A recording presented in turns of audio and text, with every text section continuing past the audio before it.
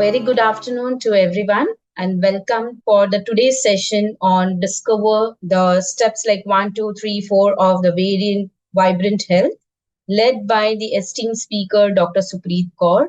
So, I am your host today, and I'm delighted to have you all here. So, Dr. Supreet will be our speaker for today. She is a highly experienced healthcare practitioner with over a 12 plus years of expertise in the field. She has dedicated her career to helping individuals achieve the optimal health and well being through the evidence based strategies. Dr. Supreet is also an accomplished author, having written the book on the Joyful Habits Revolution. Her book is a valuable resource that empowers individuals to cultivate the healthy habits and live a joyful and fulfilling life. During this enlightening session, Dr. Supreet will share the practical and powerful strategies to enhance your health and well-being. We will explore four keys area that contribute to the vibrant health, including biohacking of our healthy life, tactics, cornerstones, supplements for total wellness, and important health tests that provide the crucial information about your body's health. So now let's dwell into this enlightening webinar with Dr. Supreet and discover the secrets of vibrant health. Over to you, Dr. Supreet. Hi, Ekta. Thank you so much for that introduction. And with the song that you played, you have already set the mood for weekend. And I think people will be already in that zone that weekend is around the corner. It was a wonderful choice. I enjoyed. And I thank each one of you for taking out your time. I know at some places we have voting today. Still, you are here being a part of this webinar. Heartfelt thank you to all of you from bottom of my heart. So today's session is going to be a little exciting, where we are going to delve into the research related to our well-being. We are going to talk about how we can biohack our well-being and all those things. So let's start. Allow me a moment to share my screen. Do I have the controls, Ekta? Yes. Okay, yeah. Majority of the problems that we are facing today are due to two major things. One is overeating. We are overeating all the time. When I say overeating all the time, I mean we have food available, so we are snacking. When we are working from home, we are going to the kitchen, we are opening the kitchen, we are finding the snacks, and we are eating that. The other area is we are not eating at the proper times, meaning in the daytime you are doing your work, you are engaged in meetings and other things, and when you go home you are literally starving, and then you eat whatever comes your way. Either you order it on the Swiggy, or you find whatever is available in the house and you binge on it. So there is no actual thought or mindful attention to what we are eating. So give me a heads up if you agree with what I just said. Do you think this is the problem nowadays, that either we are overeating in terms of snacking, binging? Yes, great. Thank you, Amir. Thank you, Siddharth. And also, we are eating at the wrong time, wrong food choices, right? Yes, great. Thank you so much. So let's get to the basics, how it all started, why we are like this. So whenever we see a piece of cake, or we see some mithai, or we see some savory sweets, our first instinct is to eat it all up. Why we are like that, why we are hardwired, why we have this start to finish impulse in us, that we cannot stop. We find it hard, we find it difficult to stop at one bite, we want more. Okay, so let's start. I'll present my screen and I'll give you a brief how it all started. So it all started with our ancestors. That time, we had to actually forge for food. We had to try very hard to get food. Food was not readily available. We had to hunt food. We had to hunt big animals because we had a big clan to feed. We used to then carry that big animal all the way to our caves because our families were waiting there, and we had to feed them also. So it was a struggle. Finding food was a struggle, real struggle. In those times, whenever our cavemen, whenever our ancestors saw a tree with fruits, with figs, with mangoes, anything, they were really, really happy because that was food available to them. They were not going to hunt it. All right. So they used to get really happy seeing all that. And plus, they had a worry also. The worry was, I have to finish this food right now. I have to eat all the fruits that are hanging from the trees before other animals jump in, before other monkeys, baboons, or other animals come and take away the food from me. I have to finish it. I have to eat as much as is available to me. That was the instinct. All right. So this phenomena, this reflex, this urge is basically called as feasting reflex. That means we have to finish it all before anybody comes and takes the food away from me. Okay. Now fast forward to where we are today. It's not a challenge. We don't have to hunt for food. Food is easily available. There is no threat to our food also. No monkey is going to come and steal my food from me.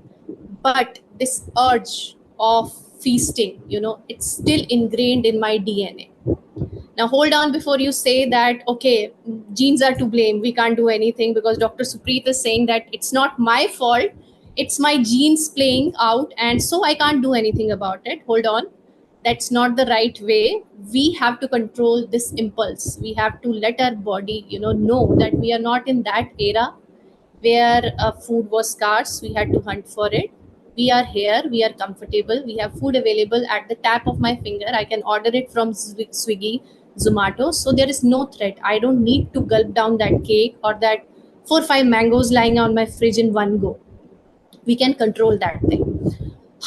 How we can do that? That is another part of the story. So we have something that we call as biohack. That's what I'm going to talk about. The first thing in our webinar today is biohack. Biohacking our healthy life, for a healthy life. So that's something that we call as metabolic rebooting or intermittent fasting. So when we are doing intermittent fasting, we are basically taking ourselves back to the era when the food was scarce, when food was limited, resources were limited, and we are fasting and we are letting our body heal.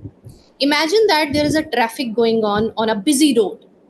There is constant influx of traffic. Trucks are moving on, bicycles, motorbikes, everything. So there will be some wear and tear on the road, right? Do you agree that if we constantly there is traffic on the road, there is going to be some wear and tear on that road. There are going to be ditches. There are going to be, patches of the road that are going to be disrupted. Is it or is it not? If there is continuous influx of the traffic, do you think the road will be in proper condition? Yes, no, in the chat box? No. So there is continuous traffic, there won't be any disruption on the road. The road will be in good shape all the time. Hamid is saying no. Any more answers? Abhay is saying no. Okay. Any more answers? No. Okay. So I want somebody to speak up. Hamid, can you come on screen? Can we move you to the panel? And I want to understand why there won't be any wear and tear on the road. Can we do that? Amit, will you come on the panel and talk to us? Sure. Ekta, can you please move Hamid to the panel? We want to have a little interaction here. And let's have a chat. So you said no, if there is constant influx of traffic on the road, so road is not going to get damaged, right? No, actually, later on you said there won't be, there will be a wear and tear. I mean, what I mean is there will be all kind of patches. Okay, thank you for giving me that clarity, because I was really intrigued to know why there won't be. No, actually you said back to back two things, so there is a one thing, and then for that context I said no. Okay, my bad. Yeah, thank you so much for clarifying. So yes, if there is constant influx of traffic all the time, there is no break, no time for repair, then there are going to be eventually there are going to be long traffic jams, because the road is going to deteriorate day by day. So same thing happens with our body also. Our body was or is not designed for us to be binging on all the time. So we are supposed to take a break so that body can heal itself also. from the wear and tear that happens in the body needs a break. But that cannot happen if we are eating 3-course meal a day. On top of it, if we are binging also every now and then, body is continuously busy in digesting that food. So body is not getting time, to, okay, this is my problem area, here I need to focus. This person has stopped eating, now let me focus on where I need to repair, which part needs repairing, which needs overhauling. So that cannot happen. That's the problem that we are facing nowadays, because we are not giving body time from digestion only, let alone other things. So that's creating problems. So when we are intermittent fasting, when we are stopping the food entering into our system, anything apart from water, we are giving time for the cells to repair themselves. And one important thing that happens when we are doing intermittent fasting is something called as autophagy. So autophagy is a very interesting thing that happens in the body. For example, there is a lot of clutter in my house. Okay, I'm supposed to declutter that. There are piles of books lying around that are dated back to the time I was in 12th or my medical school. There are clothes that no longer fit me. They are taking space in my almirah. So when I'm sorting that out, I'm creating space for new things to come in. So similarly, autophagy is a process where body eats its own cells that are damaged. Those are cells, the mitochondria, that are no longer functional, that are just lying there dead, creating, occupying space, and that are not helping body in any way. When we are intermittent fasting, body is consuming those dead cells, dead parts, or other things, so that our body functions in a better way. So that's called autophagy, meaning body is eating its own damaged cells. It is a very crucial and important aspect for a healthy living body, because otherwise there are a lot of cells that are not required, that are not functioning properly, but they are occupying space and they are disrupting our well-being. So intermittent fasting plays a big role there. Let's get to the screen. I'll share the screen again and I'll take you through. So the intermittent fasting basically offers a structured way for us signaling the body, stopping, the food intake and letting body heal itself. Okay. Now, three important things happen when we are doing intermittent fasting. So here I'll stop and give you a disclaimer. A couple of days back, there was a study that was published in Times of India that fasting causes heart attack. Did you come across that study? Please interact with me so that I know you are with me in the session. Did you read that article that intermittent fasting causes heart attacks? Did anyone happen to, go through that study or saw that news? No. Okay. Rajesh is saying no, Niba, no. So nobody saw that. Maybe because, I am on the go all the time studying, like people see reels. I am all the time seeing what is happening in medical science, what are the latest studies coming up. So there was this news flashing all over Indian media that intermittent fasting causes heart attacks. So when we dig deeper into that study, there was a lot of criticize afterwards that news was published that this was a half-baked knowledge. This created panic among people that practice intermittent fasting on a regular basis. So that study was merely based on the questionnaire filled by people. It was not an actual study done on people, where we take metabolic panels, where we enroll them on a study, we will put them together at a place and we are continuously monitoring them. It was not done. It was just to create the panic. It was circulated in the Indian media and abroad also. So to give you that heads up, because I thought a lot of people might have gone through that study and might have, thought, okay, what is happening?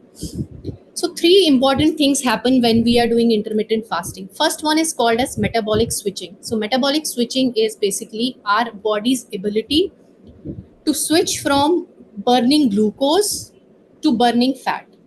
Now, why is it important? It's important because when we are having a lot of junk food or processed food, that obviously contains a lot of glucose. So body has to keep that glucose somewhere, right? It cannot be circulating freely in our blood supply. What body starts doing is it starts packaging those glucose molecules, transferring them, changing them into fat and storing them into the liver for future use. Okay, back to our ancestors. So whenever there is excess glucose, it gets converted into fat and body stores it in liver. And if we are continuously indulging in carbs food, high carbs food, processed sugars, what is going to happen? Our liver is going to get fatty because body is storing that excess fat in the liver. So it's going to create a problem, because if there is fatty liver, it's going to ultimately lead to insulin resistance, going to lead to metabolic disorders like cardiac conditions, PCOD, and other stuff. So that's when we are doing intermittent fasting, you are not having any food, so body has to derive energy from somewhere, right? Body needs energy. So where that energy comes from, body then switches to fat, stored fat in the liver, and starts using it to function. I'm doing intermittent fasting, but I have meetings to attend, right? My boss, I have 3 meetings in a day. I have my work that needs to be submitted. My brain needs energy to do that work, but I'm not eating any food. I'm not providing any glucose to my body. So my body starts utilizing that stored fat in the liver and starts using it and generating energy. So this is called as metabolic switching. Now people who are obese lack this metabolic switching. That means their body is not able to utilize that fat stored in the liver initially, but if we push it little bit, then it eventually starts. So this is the important thing that we have to, that people with fatty liver should do. They should specifically practice intermittent fasting so that that fat which is stored in the liver gets utilized. Okay, this is the first benefit. Second one is, we all know that when we eat food, the insulin trigger happens, insulin release happens. Okay, and constant eating keeps our insulin very high. And when insulin is very high, our body cannot use that stored fat in the liver. So it leads to insulin resistance. To put it simply, insulin resistance means because insulin levels are all the time high in the body, I'm all the time eating, so my cells are saying to me, what is this nonsense happening here? This person is eating all the time, and this insulin is all the time telling us, hey, you have to use this glucose that is in the blood, please use this glucose in the blood, we are overtired, we are not going to use this excess glucose, are we supposed to work all day? Is this what is going to happen every time there is insulin spike and every time we have to use this glucose? So the cells stop listening to insulin altogether. They are not using that glucose, it's still lying in the blood. That creates diabetes, that creates other problems. So when we are doing intermittent fasting, basically it helps to overcome this insulin resistance. It helps us to overcome the fat that is deposited in the liver, cells to become responsive to insulin, because cells now understand, okay, there is no glucose now, we have to utilize fat also. The third thing that I told you about, the important thing, that is autophagy. That means the cells are using, digesting, and removing the dysfunctional cells in the body that is not serving any purpose. Now, a lot of people practice intermittent fasting, but what they do is, suppose I'm supposed to fast at 8 p.m. tonight. So I'll go to with my friends, I'll eat a pizza, I'll eat few burgers and French fries, and then I'll say, I'm going to fast, it's okay. But that's not how it happens. What we eat before intermittent fasting, very, very important. Why? What you eat is going to impact your energy levels, right? If you are eating a high glucose meal, if you are eating junk food and then you are going for intermittent fasting, chances are you won't be able to sustain it, because you will feel that hunger pang. You will feel you are hungry, you will feel you are dizzy, you'll feel that you are getting a headache. So it's very important that you have a balanced meal before you start your fast. Similarly, when you are ending your fast also, so there is nothing going in your stomach except for water or low calorie drinks, for example, green tea or something like that, or black coffee. So when we are eating after a fast, we are again triggering the digestive system. So it's important that you eat right food so that your system takes it easy after a 18-hour or 16-hour or 12-hour long fast. That's why it is important. That was the first hack that we discussed. It was intermittent fasting. Okay. Any questions? I can take them up here, then we can move to the next. Or do you want me to take the questions at the end? How do you want to go about it? Questions at the end or right now? Any questions right now? At the end. Okay, Aryan. Okay, great. Okay. Okay, so let's move to the next part. Next part is there are twin techniques to control the blood sugar spikes that we call as glycemic balance. The first technique is carb cloaking. It's also called as dressing your carbs, or called as covering your carbs, but I like to call it as carb cloaking. So carb cloaking is like, whenever you are eating any carb rich food, you don't eat it alone. You pair it with a protein or you pair it with a fat. You don't eat it alone, because if you're going to eat it alone, it's going to cause a big spike in your blood sugar that we do not want. Every time there's a big spike, it puts a irreversible damage in the body. It changes the proteins in the body, it changes the body's cells, it puts a stress, it impacts our heart, it impacts our kidneys. So we don't want a big glucose spike. So whenever we are eating carbs, we have to pair it with fat or protein. So carb cloaking means when you eat carbohydrate with fats or proteins, it basically slows down the rate at which they are moved forward from your stomach to your intestines. That is called as gastric emptying. So when for example, if I'm eating a toast of bread, I like that in the morning. If I'm eating with it an egg, scrambled egg or a boiled egg or whatever, it will slow down its release, it will slow down its digestion, so that there will not be a big spike in my blood. Okay, now here is an interesting study that was done in Sri Lanka. The scientists there, what they did, they cooked the rice, white rice, raw rice that we all eat, with a little bit of coconut oil in it. Okay, and after cooking, they sort of put it in the fridge for cooling down for 12 hours. After that, after 12 hours, when they checked the rice, when they gave it to the study subjects for checking their glucose spike, they saw that it didn't cause a bigger spike that normally a bowl of rice would do. Now here, this is interesting, because white rice is pure carbs. We cooked it with coconut oil.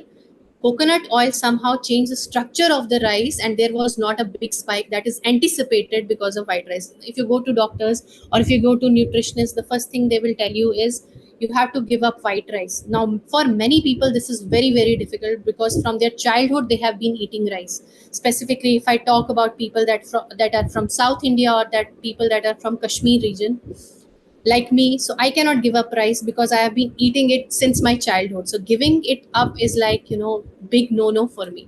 So this is where it will help. If you cook it with coconut oil, it changes the structure of the rice, because you are adding a fat component to the carbohydrate. You're covering it up, it will not cause a big spike. How it works? So when we are cooking food in hot water, the hot rice will have a loose structure. Okay, the molecules will be loose, thus they will cause a big spike because they are loosely arranged. But when we cool the rice, the molecules rearrange themselves into tight bonds, and they become something that is called as resistant starch. Resistant starch, as the name signifies, means it doesn't get digested quickly like that and cause a blood sugar spike. It gets digested very slowly, because we have added fat to it. The fat molecules change the structure of the rice, and they create a barrier against the faster metabolism, faster digestion of that white rice. So this is a smart way. Now here I'm not saying that you eat large quantities of rice every time but you put coconut oil in. Still we have to practice moderation, right? If we are eating white rice, we are cooking it with a fat, we are cooking it with coconut oil, still we have to practice moderation. That goes without saying. But this is a hack for people who find it difficult to give up white rice. This is going to help them. In the similar way, when we add proteins also to the carbs, or we add fiber also, the rate of absorption of the blood sugar gradually significantly declines. That means if you are eating a pasta, You can eat a chicken breast with it. Or if there is a vegetarian person, they can eat tofu or they can eat paneer with it, so that the pasta doesn't cause a big glucose spike, doesn't get digested very fast. Similarly, when we are adding fiber means when we are eating vegetables along with any carb rich food. For example, people like to eat potatoes. So if somebody is very fond of potatoes, they can have a bowl of salads along with it, so that the carbs in the potato do not give a big spike. So this is pairing the foods. This is called carb cloaking. We smartly pair the foods so that they do not cause big spikes. One more important thing to note is, if even if you have to have you are fond of desserts, you are fond of sweets, don't eat them on empty stomach. Have your meal and save those sweet desserts for the end. Have them at the end of the meal. In the morning, if you prefer breakfast, so don't eat any sugary breakfast in the morning. Keep it for the later half of the day. So your morning breakfast should be savory. It should have salt. It should not have that much of a sugar.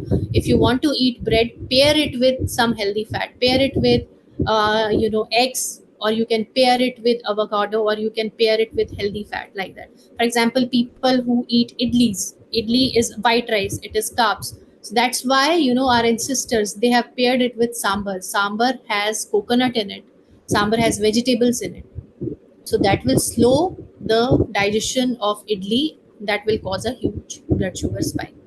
All right, so that's one thing. Let's move on to next thing. So basically, carb cloaking is sending sensible friends on a road trip with reckless carbohydrates. So the sensible friends here are fats and proteins that tell the carb, hey, drive slowly, don't go too fast.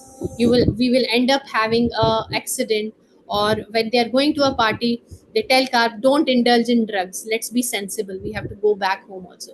So because carb is reckless, when we pair it with sensible friends like proteins and fats, it slows the digestion process, it slows the sugar spike that we'll get from eating it alone. Okay. Next thing is smoothing stride. So whenever we are eating food, after that, so if somebody has done tests also, pp sugar test, what happens in that is the phlebo comes, takes your blood and tells you, have your meal, eat something, eat your breakfast, I'll come after 2 hours, I'll take a sample. Why that happens? Because when we are having food, after 2 hours, it gives us an idea what is the sugar spike like. Is our body able to handle sugar well? Is our metabolism well? That gives an idea about diabetes. So here we are talking about another tactic to control our sugar spikes, which is smooth striding. Basically, using walking as a tool to balance our blood sugar peaks that happens after eating a food. All right, so how it happens is, basically, research suggests that whenever we have food, after that, after 15 minutes, if we do an exercise, in terms of if we do walking for 30 minutes, that will significantly reduce the spike that will happen because of the food I just ate. Okay, how this happens is, basically, the idea is, whenever you had food, now food will get digested, sugar will be digested along with it, there will be a rise in the blood sugar, all right.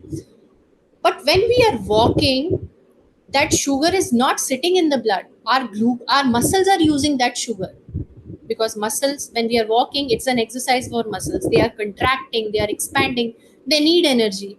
Where are they going to get that energy? They are going to get that energy from the glucose that is in your blood.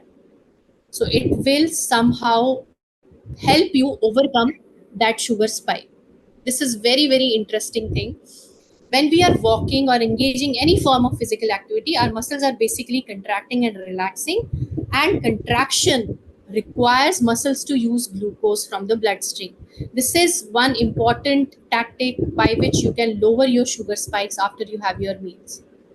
Physical activity increases the blood flow to our muscles, and when the blood flow increases, it takes away that excess glucose in our blood to the muscles. Muscles are using it.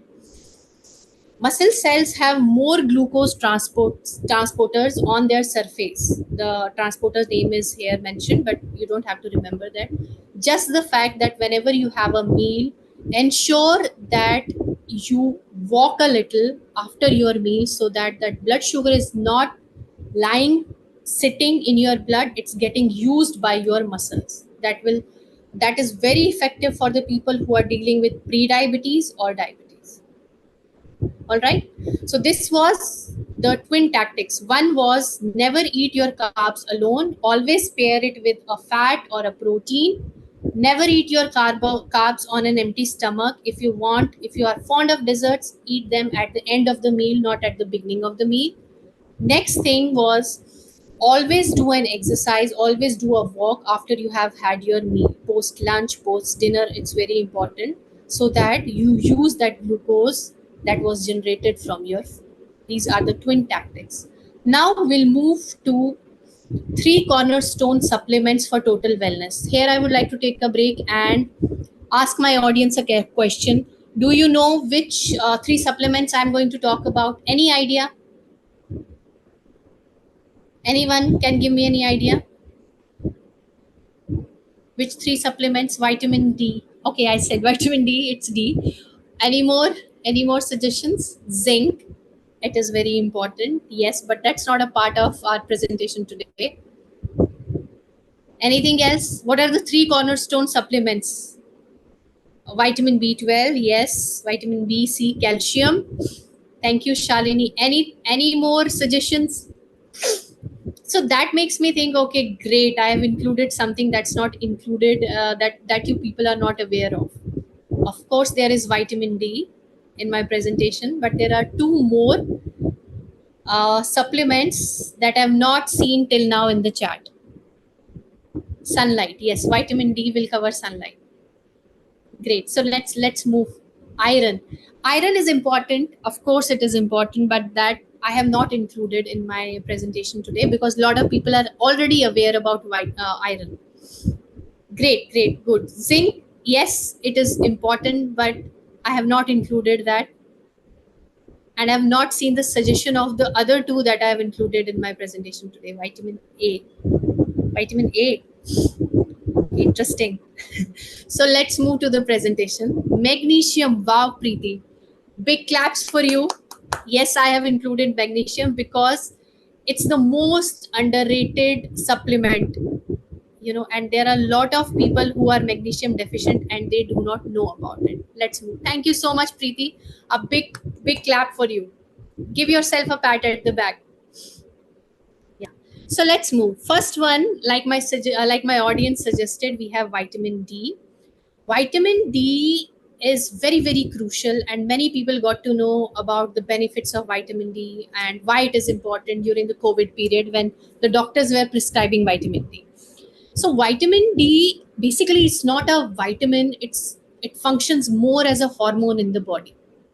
It's a quality manager for your body. If body is a factory, then vitamin D is a quality manager. Which takes care of muscle, which takes care of brain health, which takes care of everything from top to the bottom. So think of vitamin D as your night shift manager also. So people who are deficient in vitamin D have trouble sleeping at night.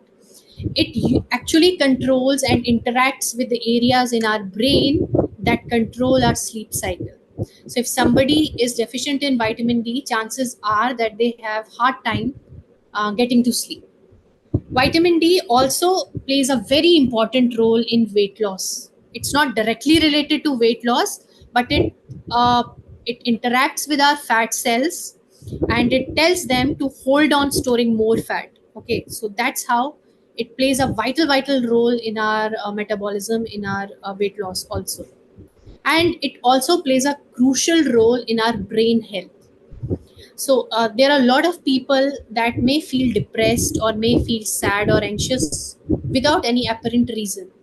But when in our clinical practice, we have seen that when we supplement them with vitamin D, there is a change in their behavior. They feel better, they feel uplifted in life, and they feel that the depression or the anxiety that was there without any reason, without any actual trigger, goes away. So it's very, very important for your mental health also, and it plays a very crucial role in PCOD management also. There are studies that indicate that people who are deficient in vitamin D have more chances of incurring PCOD or weight gain or insomnia. There are relevant studies around it. So like I told you, it plays an important role in brain health also, in our cognition. It influences our mood. And 90% of the people in India, I will talk about India only, not abroad, are deficient in vitamin D. So it's the next pandemic that we are sitting on, vitamin D deficiency. Because of our lifestyle, we are working indoors, we hardly get time to go outside in the sun. We are deficient, and many people are aware of this deficiency also. Still, I don't know why they do not take supplements. They take it whenever I ask them, what about the blood reports, what about the blood results, is everything okay? They say that yes, everything is okay, just that we are deficient in vitamin D. When you know that you are deficient in vitamin D, you're not supposed to take it lightly, because it is a very crucial vitamin for your overall functioning. Please get yourself checked, and if there is a deficiency, get it rectified immediately. It plays a very important role. Okay, so next one, magnesium. So magnesium is very important. It activates around 300 enzymatic reactions in our body. So basically, if there is anything tight or itchy in our body, be it mood or your muscles, it is a sign of magnesium deficiency. There is also one important symptom of magnesium deficiency. If somebody has twitch in their lower eyelids, they feel that twitch time and again, it is a clear cut sign that they are deficient in magnesium. Please get it checked. Many times what happens when we do a check for magnesium, it will come out to be fine. The serum levels of magnesium will be absolutely fine, but it's not the serum levels that matter, it is the interstitial magnesium. That means the magnesium that gets inside your cells, that is very important. So you may have absolutely normal level of magnesium in your body, but it will not be able to get into your cells, that will be causing the deficiency. So how you can test it? If you have irritable mood, if you have muscle cramps every now and then, if you have lower lid that is twitching time and again, you can supplement with a magnesium for a couple of days, for 15-20 days, and you can see if it gets better, if you are able to sleep at night better, if your muscle cramps go away, your mood lightens up, that means there is a magnesium deficiency. It's more of a hit and trial kind of a thing that you will have to do with yourself and check whether it enhances your experience or not. Okay, now let's move to next. Now, there are foods that are rich in magnesium, for example, pumpkin seeds, almonds, spinach. They are rich in magnesium, but only 30 to 40% of this magnesium in plant is bioavailable. Means because there is an anti-nutrient called as phytic acid that interferes with the absorption of magnesium when we talk about these food products. That's why it is important to have supplements for magnesium than to rely totally on these pumpkin seeds or almonds for appropriate level of magnesium in the body. Okay, now there are three types of magnesiums, and people usually, this is based on my clinical practice, people are usually confused when I tell them magnesium. They go online, they check, they say there are three supplements available: magnesium glycinate, magnesium citrate, and magnesium L-threonate. Which one I'm supposed to take? So you can go with magnesium glycinate. Basically, it will take care of everything.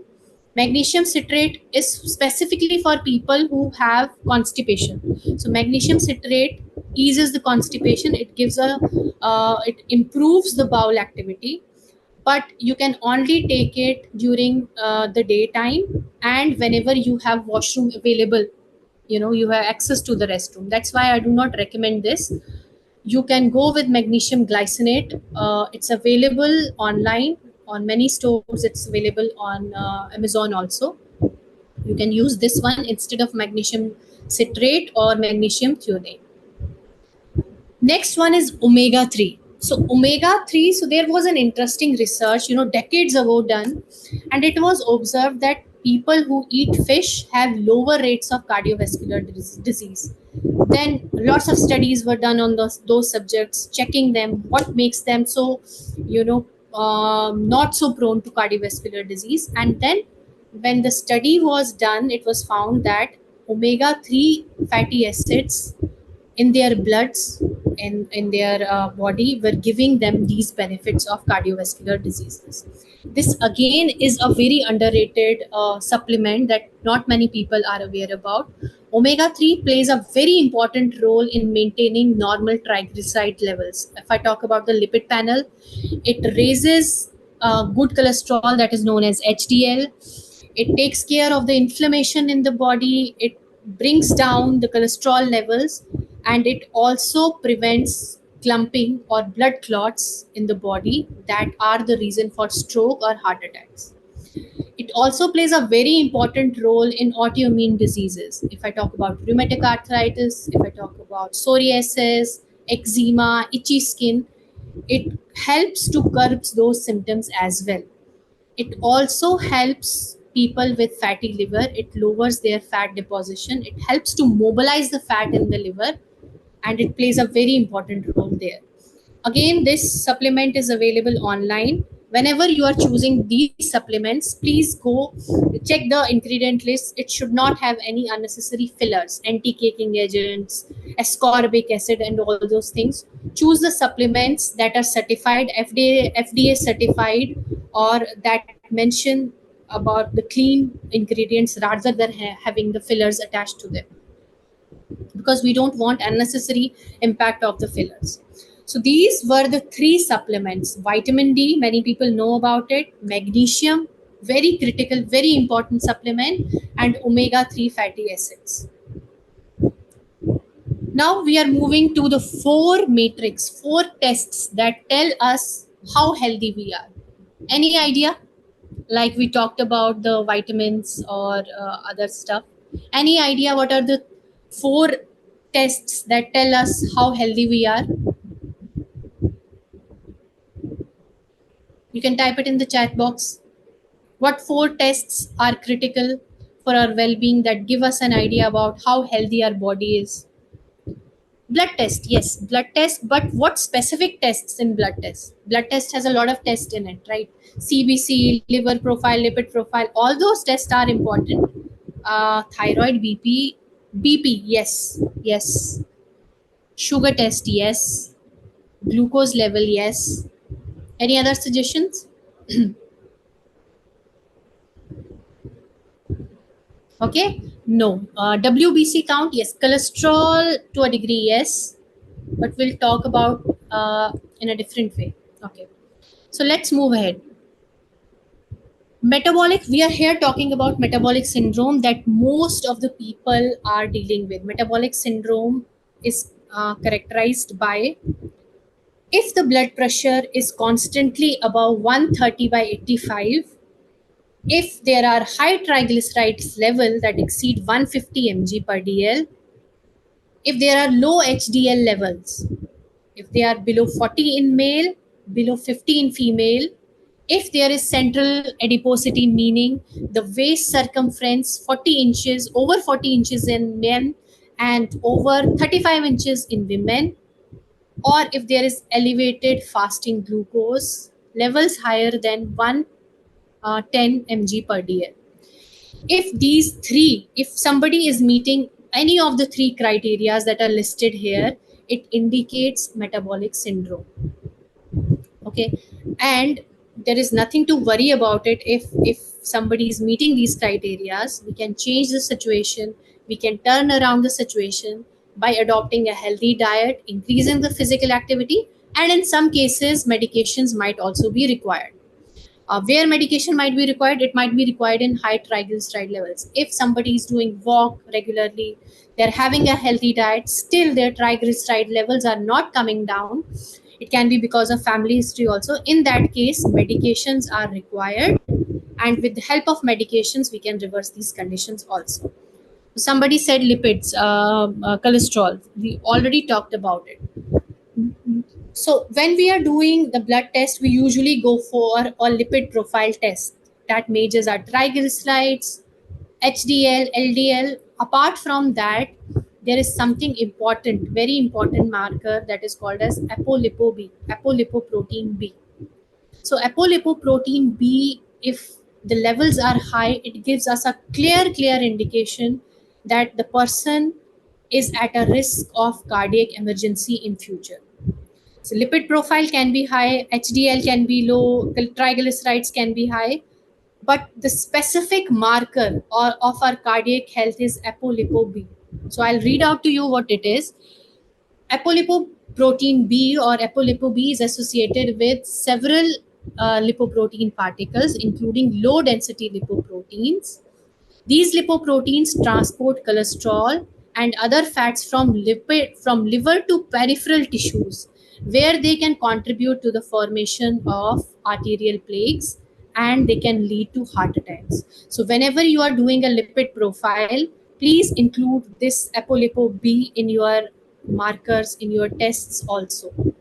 You can mention to the lab specifically that I want my apolipoB also, because if this is increased, then diet is not going to help, then the person is going to be put on medications. It is very important that we take proactive steps beforehand, because because research says that, you know, if somebody is going to have a heart attack in age 60 or 65 or 75, if they have a family history, the process starts very early, even in teenage. So the process, it is not a sudden process that, you know, today I have high cholesterol and tomorrow I will have a heart attack. It doesn't work like that. The process usually starts very early in our early teenage lives. These deposits starts happening, these depositions take place in our arteries, in our blood vessels, and eventually by the time we reach age 75 or 80 or 65, we develop those signs and symptoms where the only solution is getting an angioplasty, angiography, and then putting stents in the heart. So whenever you are doing lipid profile, please include apolipoB also in your panel. And if the readings are high, seek immediate help from the doctor and tell them that this is the result and I want to take a preventive action before anything happens. Okay, so this was in terms of health tests that we talked about. I'm open for questions. Any questions, please feel free.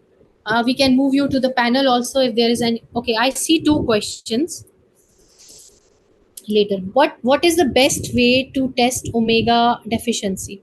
So there is no this question is by Reddy Adala. So there are no tests basically to test for omega-3 deficiency per se, but it should be a regular part of our supplement regimen. I recommend it to people who are little obese, who have fatty liver, who have pre-diabetes or diabetes, that this supplement should be a part of their daily regimen. They are supposed to take omega-3. There is no way we can arrive at a conclusion that there is a omega-3 deficiency. Okay, is whey protein good for health? Akhil, whey protein is good for health, but I seriously doubt the quality of proteins that are sold to Indians specifically. There was a recent research done by independent researchers on the top brands that are available in India. It had Amway also, it had Ensure also, it had other couple of top brands that are available in India. But when they were tested, it was found that they had harmful levels of pesticides in it. They had harmful chemicals in it. So I do not recommend whey protein because the standards in our country are not that great. We cannot have that sure indication that this brand is good. The only brand that came out to be clean in that research was Origins. There is a brand called as Origin. I'm not promoting any brand here, but in the research, that brand called Origins was clean. It didn't had any harmful chemicals in it. So be very careful when you're ordering these supplements, when you're ordering these protein powders specifically. If you want, I can share that. You can drop me a message, you can drop me an email, and I can share that research with you, where they have listed those protein powders that are readily available in India and prescribed by doctors also, but they are not safe. Okay, any more questions? So before we move to the Q&A session, I would like to launch a feedback poll wherein it will help us to curate such more sessions in future.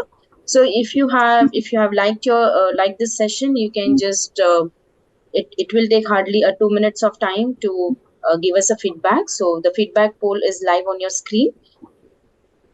Please share your feedback on the poll itself. And meanwhile, we will have your questions answered. So we have one more question under the chat section. Can we eat more soya chunks for high protein? I'll talk about other thing here. I'll come to your question. So many people uh, talk about soya beans and protein. Okay, so when they are talking about soya beans, they actually are talking about soya chunks that are available in the market. So soya chunk is not a great source of protein. Their soya beans are a great source of protein. So soya beans are actually beans like kidney beans or lima beans or the chickpeas that we eat. They are like beans. So those are better source of protein rather than soya chunks. I do not recommend soya chunks. You can have it once in a while, but to supplement it as a protein source, no. Please go with soya beans. You can go with, if you are a vegetarian, you can go with chickpeas, you can go with black chana, but not with soya chunks. This is a misconception. People talk about soya chunks, but they are referring to soya chunks. But most of the times they think they say it's soya beans. So soya bean is a different thing. Soya bean is an actual bean. Soya chunk is that is available in the market in that red packaging. Those also called as nutri or nutri chunks. They are not a good source of protein. Okay. Any more questions? I see a question. Okay. Do supplements have side effects? You mentioned anti-caking agents, unnecessary ingredients. What else do we need to take care of? Okay, yes. So, yes, supplements, when we are taking supplements, we need to be very careful of the brand that we are taking, because when we are talking about fillers, so fillers will be, many supplements will have ascorbic acid, anti-caking agents. Please go for supplements that do not have such ingredients in them. There are a couple of good brands. If I talk about omega 3, there is Wellbeing Nutrition. They have certifications available. They have clear indication of what is in their packaging, what their supplement has. It is a better brand than other brands that are available in India for omega 3. For magnesium, we have certain brands. I don't recall the names, but I can share it with you. Whenever you are going for the brands, please check for the certifications. If they are FDA certified, if they are organic, if they are, there shouldn't be any fillers attached. Please pay critical importance to those aspects also. There was other question also. What was that? Supplements. Hamad, I hope I answered your question. Just, it shouldn't have anti-caking agents, it shouldn't have ascorbic acid, it shouldn't have any fillers in it. So there are written in the bracket fillers. Please take care, it shouldn't have that. Okay, there are, may I know which times sun rays are good for vitamin D? So early morning from 7 till 5, it's good. You don't have to go in actual, what we call as kadakti dhoop. You don't have to go in that. From the time 7 till 5, if you go in the normal light also, it's good for the well-being. Morning 7 to 5, it's okay. What are the best foods for kidney stones? So kidney stones, first we need to, you are being very specific here. Best foods will be foods that are not very high in uric acid, basically. Not very high in calcium also. If somebody has kidney stones already, they should take care of food, not to have foods that are very high in calcium, very high in uric acid. Yeah. Please let me know what are the foods to avoid when having thyroid. So, Kirti, I didn't understand your question. What do you mean by when having thyroid? Do you mean hypothyroid or hyperthyroid? Because thyroid is a gland that is normally present in our body. It's in the neck, butterfly shape.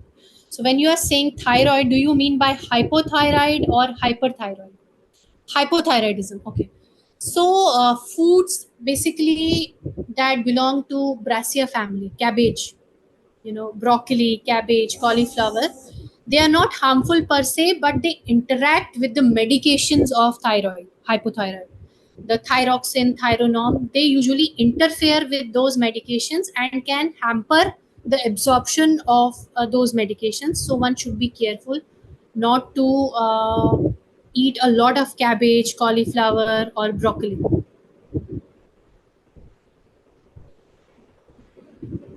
All right. It is a full day of fasting, morning 6 to evening 6, no food, no water, as beneficial as intermittent one. So water is okay. Water is very important. Whenever we are doing intermittent fasting, we are not supposed to have any food that will add calories, because that will then break the fast. Your body will get energy. The idea here is not to consume any food that will give energy to our body in terms of glucose, fats, proteins.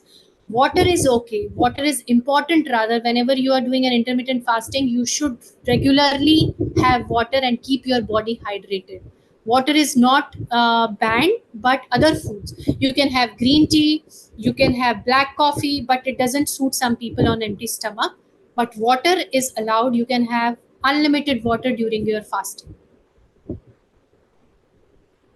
Okay, we have a couple of other questions also.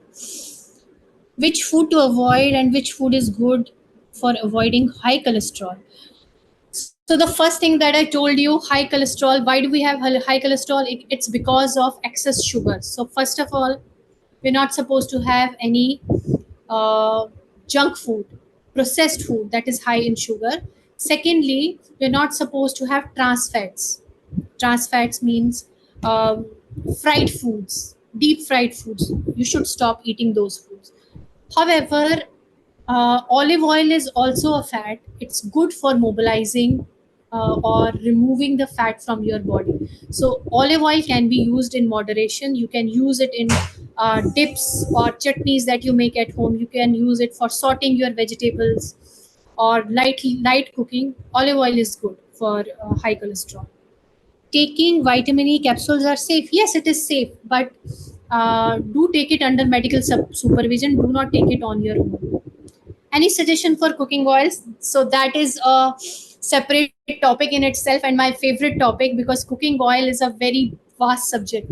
Yes, we should avoid vegetable oils that are made in the factories. For example, if anybody is working from home today, they can go to the kitchen and grab the bottle of the cooking oil that they have there. Just see the ingredient list. What is there? Can anybody do this activity? Go to your kitchen, grab your cooking oil, see what is in the ingredient list. So, Preeti, since you have asked these questions, can you please, if you are working from home today, can you do it for us? Can you go to your kitchen quickly? I'm checking. Okay, we are waiting.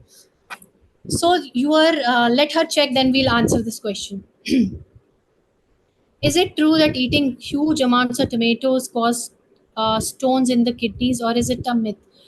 So, it's a myth actually. Eating huge amount of tomatoes does not cause kidney stones. It's not like that. But usually people that have kidney stones, they should not have tomatoes in raw tomatoes in large quantities, because it further precipitates the stones in your kidneys. But it's majorly a myth propagated, I don't know by whom. People say to control weight. I lost the question. What was it? People say to control weight, diet work 90%, exercise 10%. Is it true? So no, it is not true. What you eat is very important. You cannot be on diet all the time. So intermittent fasting, when I'm suggesting, I'm not asking people to do intermittent fasting all 7 days. It is to be done twice in a week. That's okay. Yes, diet is important, physical activity is important, but what you eat is also important. If you are doing intermittent fasting, if you are going to the gym regularly, but you're not eating a healthy food, you're not eating a variety or rainbow food, it's not going to serve any purpose. So what you eat, what you put on your plate is also very important. So ingredients is groundnut oil, vitamin A and vitamin D. C, anti-foaming agent. So your oil should not have this. Why is there anti-foaming agent? It should not have. Give me a moment. I'll go to my kitchen. I'll grab my cooking oil. Give me a second. I'll be back and I'll show you.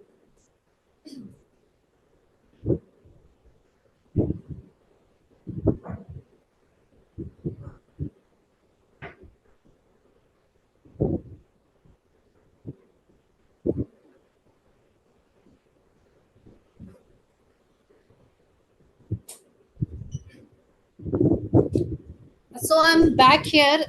This is the coconut oil that I'm using. It is Happy Glue. When I'm going to the ingredient list, pretty specifically for you, it says cold pressed, pure extra virgin coconut oil, nothing else. So be very careful when you are going to the market. You are buying oil. It shouldn't have any. Why do you need vitamins in your oil? Cooking oil. We don't need vitamins. We don't need anti-foaming agent. Why? It's made in a factory. It is processed. Whereas the oil that only lists the ingredient as the oil itself is the good oil. It shouldn't have any vitamin A, D, anti-foaming agent. Like the brand that I'm holding, it says only extra virgin coconut oil. So be mindful of processed oils that are made in the factories. They add anti-foaming agents, they add other things. It shouldn't be there. It should only have the ingredient. For example, if I'm using mustard oil, the ingredients should list mustard oil. That's it. Cold pressed or mustard oil. That's it. No, nothing more anti-foaming agent or vitamin this and that. Our oil doesn't need vitamins. We should get vitamins from our food sources, from our vegetables and fruits, not from the oil. So these are the factory made oils which have unnecessary ingredients like the anti-foaming agent, dimethyl polysiloxane. We don't need it. Okay. Which fruits are good to eat for health? So all foods are good, but in moderation. Here's an interesting thing. If we have time, I would like to discuss that. I think we have 10 minutes, Ekta. More. Yes, we have time. So our initial diet, if I go back to our prehistoric time, was mainly fruits, right? And we ate fruits that time. When we metabolize fruits, so fruits have basically fructose in them. It's not glucose, it is fructose. Again, a glucose carb only, but it is fructose. When our body metabolizes fructose, it releases uric acid. And uric acid, it causes problem in some people. It causes gout, but it also plays a very important part in fat storage. So uric acid causes fat storage in body. Now something interesting happened back in the day when we were forest scavengers, eating fruits and other stuff. We had fructose metabolism, but then uric acid was not made. There was an enzyme in our body called as uricase that used to remove this uric acid from our blood system, from our body, like it happens in birds, like it happens in other animals, monkeys and other. They also rely on fructose. They also eat fruits in the jungles. But somehow when the evolution happened, we lost this ability. We lost the uricase enzyme that used to remove uric acid from our system. What happened eventually is, because we lost the uric acid, we lost the uricase enzyme, the uric acid started getting generated from the fructose, and that's how it led to the fat accumulation in the body. So when we are eating very sweet fruits like mangoes or bananas that are high in fructose, the fructose breakdown leads to uric acid. Uric acid promotes the fat generation, fat deposition in the body. So these fruits are to be had in a limited quantity, specifically for people who are diabetic, not in large quantities, because evolution happened. Somehow we lost that ability, and that sort of messed up our metabolism. It doesn't happen in birds, it doesn't happen in animals. So you can eat fruits, but in moderation. And somebody who is diabetic should not have a lot of mangoes or a lot of bananas. Okay. We have one more question. Taking millets on daily basis is good. Can we replace rice with millet for a nutrition point of view?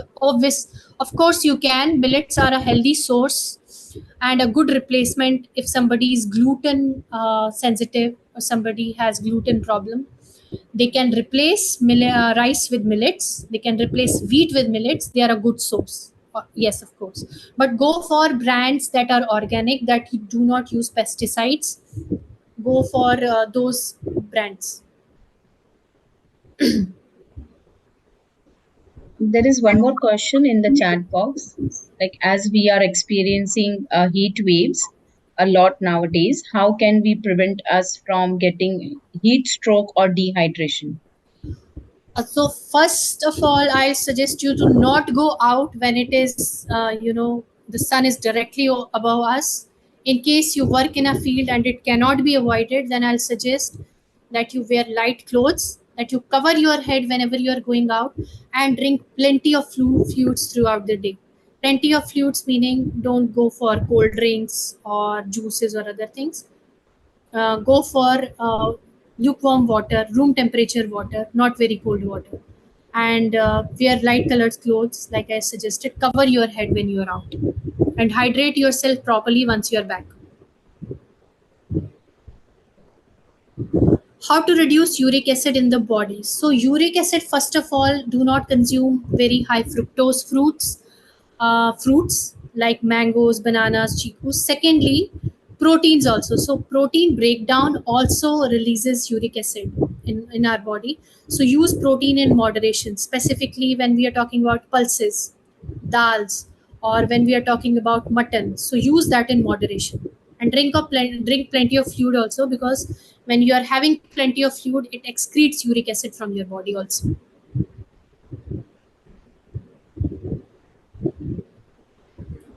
There is one more question, like doing exercise at home and keep control on food by sprinkling more water, will it be fine?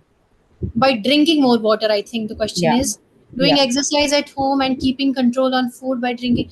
Yes, so don't binge on food. A lot of time this is an emotional response. Why we binge? Whenever uh, maybe we are stressed or we have work issues, we tend to binge, we tend to emotional eat. So whenever you are doing emotional eating or binging on food, or just going to the fridge and checking out what is there, ask yourself, are you really hungry? Am I really hungry? Do I need food right now? And eating 3 course meal in a day is fine for any grown person, any adult person. That means your breakfast, your lunch, dinner. That's okay. You do not need to have something in the evening, have something in the late night. So yes, drinking more water in the summer specifically. You can keep a check on your binging. You can keep control your portions while you are eating. That is very important.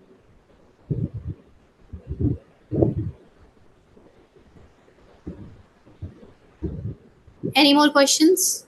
So today I want everybody to go back. If you are working from office or you're working at home also, please go and check your vegetable oil, the cooking oil, what you are using. It shouldn't have any unnecessary ingredients in it.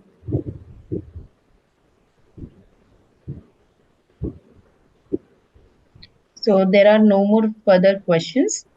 So I would like to extend my heartfelt gratitude to Dr. Supreet for sharing her expertise and guidance uh, through this enlightening session. So, and I would like to thank you, all of you, for joining us today for this particular session. I hope you all have got the secret for the vibrant health, which has been shared by Dr. Supreet. So we hope this session that you have found is insightful and inspiring. So thank you all for your active participation and engagement. We will have the further sessions on the various topic on every Friday. So please do join us on every Friday for a new topic with new insights, and you can just stay tuned with us. So we hope that we continue our journey towards the vibrant health and well-being, which is the wisdom which we have gained today by Dr. Supreet Kaur. Thank you, everyone. It was a wonderful audience. We can surely have another sessions on cooking oil. That's another one of my favorite topics. So if you would want another session from me, you can give me a shout out on LinkedIn, or you can drop an email to Ekta, or you can let us know. We'll be back with another exciting session on Yeah, well-being. even on the Thank you so feedback much. poll, you can share your suggestion as well. Like if you're looking out for the certain future events topics, you can also mention the topics as well, so that we can curate such sessions for you.